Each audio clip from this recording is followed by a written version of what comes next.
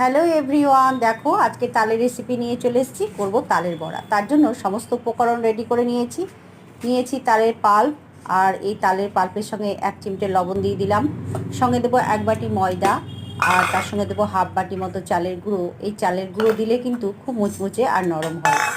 আর দিলাম কিছুটা পরিমাণ মৌরি, আর দিয়েছি কিছুটা পরিমাণ নারকেল কোড়া। এবার খেজুর গুড় দিচ্ছি।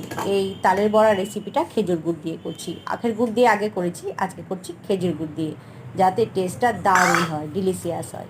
সামান্য একটু জল দিয়ে ভালো করে হাত দিয়ে ফেটিয়ে নিচ্ছি, যাতে যে তালের রেসিপিটা রেডি করছি যেন ভালো হয়। এবার সরষের তেল গরম করে নিয়েছি। এবার হাতে দিয়ে আঙুল দিয়ে এরকম করে ডাব ডাব করে গোল গোল করে দিয়ে দিচ্ছি। হালকা আঁচে ভালো করে এপিট ওপিট উল্টে ভেজে তুলে নেব। কেমন লাগলো আজকে তালের বড়ার রেসিপি অবশ্যই কমেন্টের মাধ্যমে জানাবে। আর নতুন বন্ধুরা অবশ্যই চ্যানেলটি সাবস্ক্রাইব করবে, লাইক করবে।